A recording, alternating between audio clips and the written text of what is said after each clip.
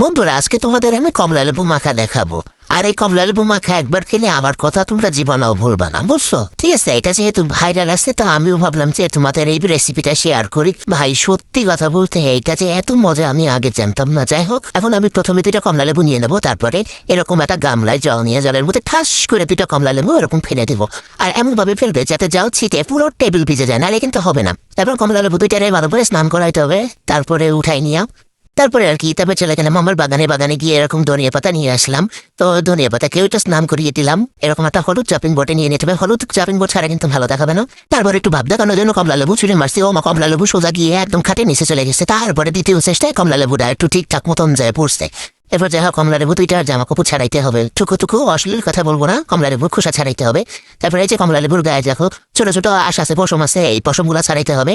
তারপরে এই যে কমলা লেবুগুলা চামচ ভাই বোনদের মতো একসাথে লেগে আছে, এইগুলোরে আলাদা আলাদা করতে হবে। তারপর একটা চাকু দিয়া কমলা লেবুগুলারে এরকম আলাদা আলাদা করে 2 পিস করে নিতে হবে, যাতে ভাগে একটু অনেক বেশি পাই।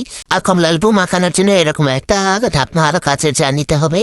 তোমাদের কাছে যদি এরকম কাঁচের জার না থাকে তাহলে তোমরা জগেও করতে পারো, মগেও করতে পারো। আর যদি না থাকে তাহলে তোমরা ঢাকনা আলাদা বালতিতেও করতে পারো। যাই হোক, মজা করলাম।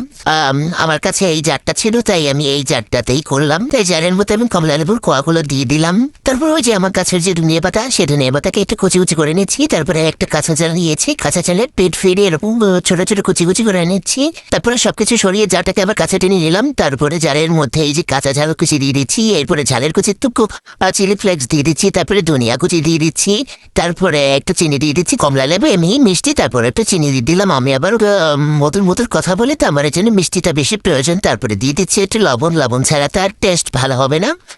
তারপরে আমি দিয়ে দিচ্ছি মধু, আর একটু অতিরিক্ত মিষ্টির জন্য, কারণ আমার মুখ থেকে তো সবসময় মধু বেরোয়, এই জন্য আমি সবসময় মধু খাই।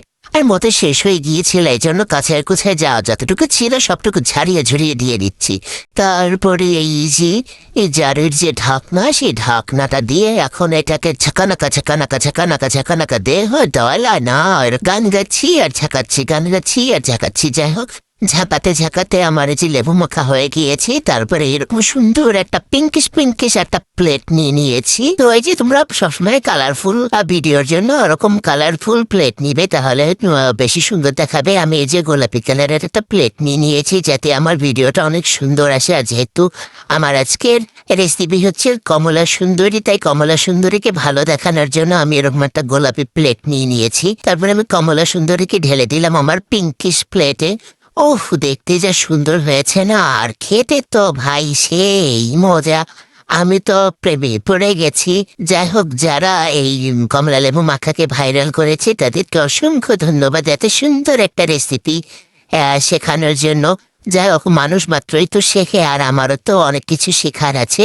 আমি নতুন একটা জিনিস শিখলাম, অনেক ভালো লেগেছে, আর খেতে তো অসাধারণ লেগেছে। তো জি, আমি এরকম খাচ্ছি, এই আত্মাতে দেখাচ্ছি, তোমরা এরকম বানিয়ে খেও। আর খাওয়ার পরে বলবে কিন্তু অবশ্যই যে কেমন লেগেছে। তো আজকের ভিডিওটা তোমাদের যদি ভালো লাগে তাহলে কিন্তু অবশ্যই এটা লাইক কমেন্ট করে তোমরা একটু কিপটা আমি কম করো, তোমরা 3 দিন অনেক কিপটা হয়ে যাচ্ছ। যাই হোক, তোমরা বেশি লাইক কমেন্ট করে তোমাদের বাসায় আমি কমলা লেবু মাখা পাঠিয়ে দেবো, তোমরা ঠিকানা দিয়ে দিবে কমেন্ট বক্সে, ঠিক আছে? তো সবাই ভালো থাকো, সুস্থ থাকো, সবাইকে টাটা।